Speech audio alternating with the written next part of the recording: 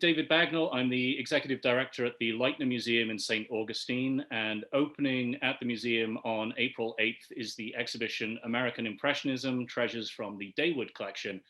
The exhibition embodies the evocative, timeless beauty of late 19th and early 20th century American art, showcasing work from a transformative period in American art when painters abandoned the rigors of academic styles and subjects and embraced Impressionism. The exhibition comes to us from the Huntington Museum of Art in West Virginia. And joining me today to talk about the exhibition is Geoffrey Fleming, Executive Director of the Huntington. Jeff, thank you for taking time out of your day to chat with us about the Daywood Collection. So our museum in St. Augustine was founded by Otto Lightner, a man with a particular interest in collecting. Lightner believed that everyone could enrich their lives through collecting, and it didn't matter what you collected, whether it was fine art or cigar labels, if that was the budget that you were working to. But it was about sort of just connecting with things and enriching your life that way. So the first question I wanted to ask was about the origins of the Daywood Collection. How did the collection come about, and what can you tell us about the collectors? Well, the collection was formed by two native West Virginians, Ruth and Arthur Dayton. And it sort of all began with a gift in 1916 when they were married of a Munich landscape by Ross Sterling Turner, which is in the show that you are opening shortly. And that sort of sparked their interest in art. They began collecting fairly regularly after that. They worked with noted galleries like Macbeth in New York City. They also brought important speakers to West Virginia to talk about art. And in the end, they collected about 200 pieces of art plus other objects and housed them in several different locations in West Virginia, and actually in Pittsburgh too, where Arthur worked and was part of a club there. So in the end, they were very lucky to form a really important collection of American Impressionist works that became sort of the focus of their total holding here at the museum. Yeah, I found one of the things that is quite interesting with the collection, at least the portion that's traveling, is that while there are some bigger paintings in it, they are all on a very comfortable scale, sort of almost a residential scale. And they had to fit several different locations. They had, a room up there in Pittsburgh. They also had a home in Charleston. They had a summer home in Lewisburg, West Virginia. They also had a cottage, I believe, at the Country Club in Charleston. So there were lots of places that were filled up with these works of art. Right. And so how did the collection come to the Huntington Museum of Art? Well, Mrs. Dayton, after her husband died, created a small museum in Lewisburg featuring their collection, which she ran and opened during the season there. But after about 15 years of doing that, she was getting older, they had no children, and she really was looking for a solution to what would happen, because it really wasn't going to be practical for to stay in Lewisburg where it was. And the people here in Huntington at the time, which included the director John Kerr and the board president Paul McCrate, approached her and said, why don't you consider giving it here? We are the big art museum in West Virginia, and we could house it, and maybe you'd consider giving money to build in addition to the building to hold it. And Mrs. Dayton said, no way, I'm not doing that. I spent all this money building this collection. I'm not gonna, give you money to build a building. And she was sort of nice about it, saying, like, I don't blame you. There are things that you need to do as a museum for your own stuff, not mine. So it was sort of left there for the moment. But then just a short time later, the museum was able to get a massive grant from the Doherty Foundation.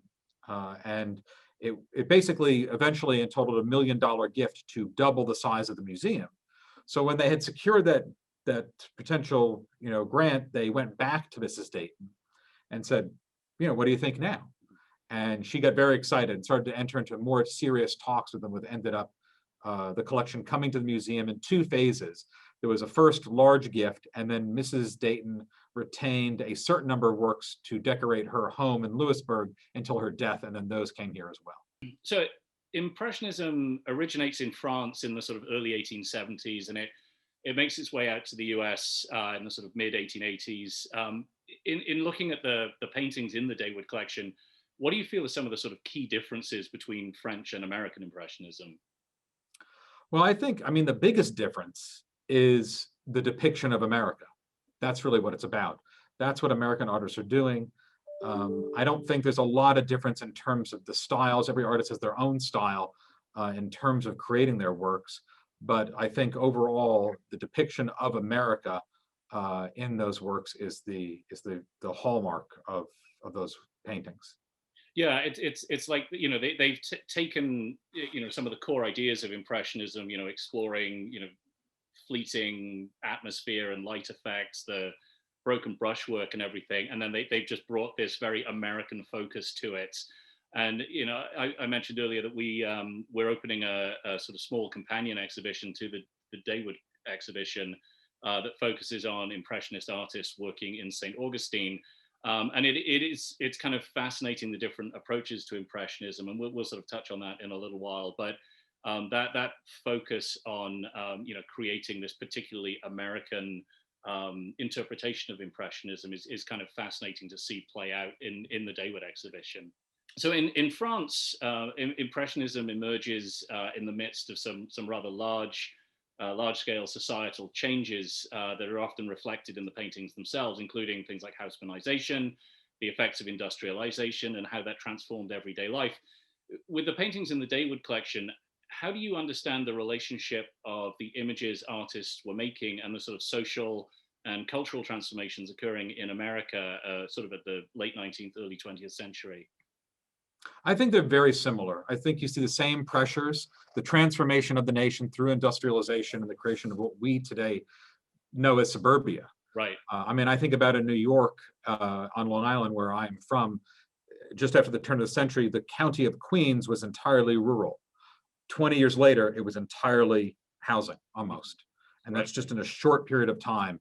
And I think a lot of American artists started to focus on the loss of the American landscape as they had known it. The place they grew up in now was factory housing. Right. It was not what it had been. And so they are capturing those fleeting glimpses of what once was and what was so recently rural. Right. Yeah, there's definitely that sort of sense of nostalgia when you're looking at these paintings of a sort of slightly more peaceful time, you know, when the country was more of an agrarian society, and so they, you know, almost sort of working out, you know, how they're dealing with this change by sort of the sort of rather comforting images that are presented in these Impressionist paintings. So, what do you see as sort of the appeal of Impressionism for American audiences? Well, I think everyone wants to see what they know, even if it's in a new way that can be exciting. I think the harsh and tight realism of the 19th century, that academic style, which is often characterized by darker works influenced by training in Munich and Dusseldorf and other European art centers, were reacted against by the Impressionists, who were using bright colors that depicted scenes that tended to be pleasing to the eye. I think, again, you see that just a few decades later when the social realists react against Impressionism and want to show you the grit of what life is like. The factory workers trudging home, you know, to their, you know, ill-built housing with the smokestacks billowing behind. So I do think that there's always been a strong appeal, almost an escapism to it again. Yeah, I do think that it's, you know, particularly if you look at some of the earlier 19th century landscape paintings, particularly like Hudson River School paintings, that almost make you fearful of nature, that they are these epic scale paintings that, you know, it's almost like the hand of God in these images. Whereas what you're seeing with the American Impressionists is a far more relatable, approachable form of nature, and then it does have that appeal that they're not paintings that disturb. They're just very welcoming, appealing paintings. I was going to say they sort of pull you into them, right? As opposed to something that looks more like I shouldn't approach that. That's definitely it. It's too perfect. So this exhibition from the Huntington is primarily arranged by region within the United States, and according to artist colonies. What was the role played by these colonies in the development of American Impressionism? Well, I think training in a studio is so much more formal and rigid in many ways, but sitting by the seaside and painting at places like Agunquit, Rockport, Provincetown, or even on Long Island and other locations is very different. The light is so much better, and the immediate influence of artists from diverse backgrounds help to transform what artists are learning, seeing, and creating. You're not stuck with your teacher in a room someplace in a dark city. You are out there with dozens of people, and you're looking at each other's works and being influenced in a more immediate fashion, and then taking that back to you and showing that to the other artists you know back where you're from. So I think those summer colonies are so important in influencing how Impressionism moves across the United States and how quickly it moves. Right. Yeah, and with this companion show that we have that focuses on St. Augustine, it's interesting to see.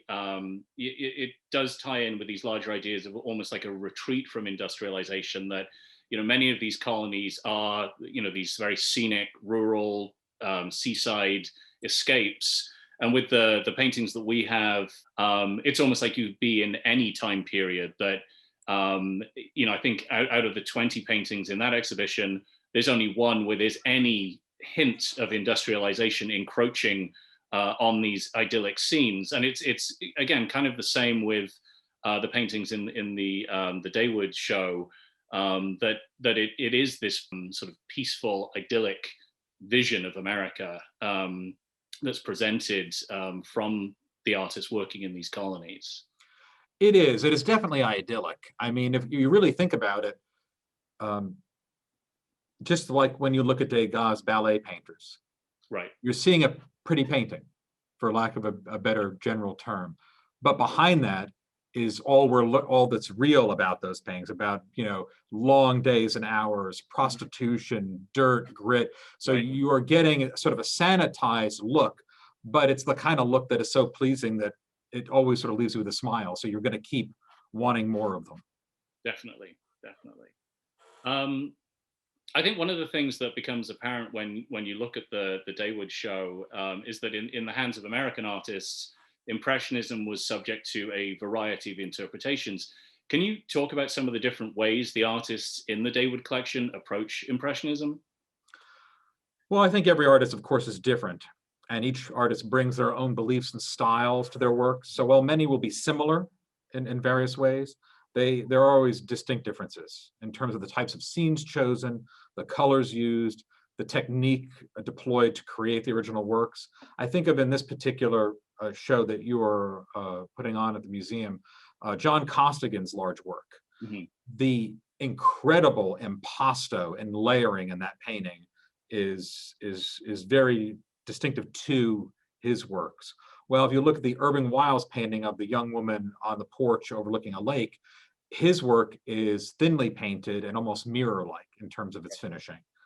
Again, the Emil Carlson painting you have from us, again, it's almost enamel-like, while Edward Redfield's winter scene has got this wonderful, heavily articulated impasto. So each artist is bringing their vision to the works they're creating and how they think the paintings should be created. Yeah, I find it interesting with the George Inness painting that's in the show again, and obviously he doesn't exactly classify himself as an impressionist, but you've got all of these influences coming over from Europe with Barbizon School and Impressionism, and in the US, because everything's happening a little later, that you've got this kind of run-on effect of different artists working in these different styles, and they're all sort of picking and choosing aspects of Impressionism that they're incorporating, or French Impressionism that they're incorporating into their work, and again, making it something very unique and something very American.